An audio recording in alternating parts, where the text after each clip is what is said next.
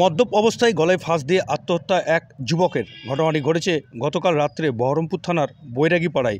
জানা যায় মিঠুন ঘোষ নামে ওই যুবক, সে প্রত্যেক দিনই মদ খেত এবং মদ খাওয়া নিয়ে বাড়িতে টুকটাক ঝামেলাও হতো।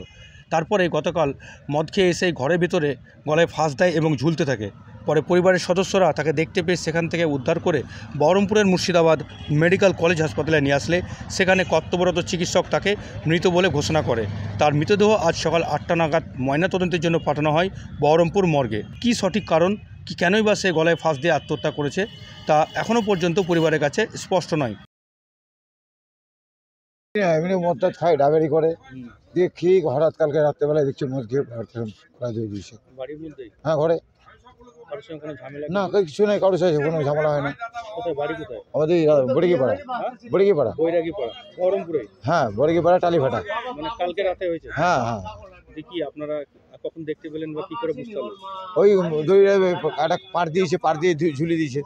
দিয়ে আমার স্ত্রী গিয়ে দেখেছে, বাবার মাও আমার বৌদি গিয়েছে, গিয়ে দেখেছে ব্যাপার ঝুলছে। হ্যাঁ ঝুলছে। দিয়ে আমার বউ আর মারা ওরা নামিয়ে দেখেছে আছে তো। ওই আমার তো ডিউটি ছিল, আমি বিডিও ডিউটি করেছিলাম, আমি 10টা 15 গেছি বাড়ি।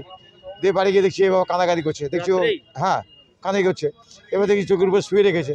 তো আবার দেখলাম আবার কী ব্যাপার, দেখছি আমি হাত পা দিয়ে দেখলাম এভাবে, কিছু তো নাই। হসপিটালে নিয়ে এসেছিলাম। ডাক্তার বলছে মারা গেছে, আপনার নিয়ে যান। মিঠুন ঘোষ। বয়স 35 মতো, 35। না, কারণ কিছু নাই, এমনি কারোর সাথে ঝামেলা অসুবিধা কিছু নাই। ও মদ খাই এমনি বাড়িতে একটু যা গালাগালি করে আমাদেরকে করে, এই তাছাড়া অন্য কিছু না।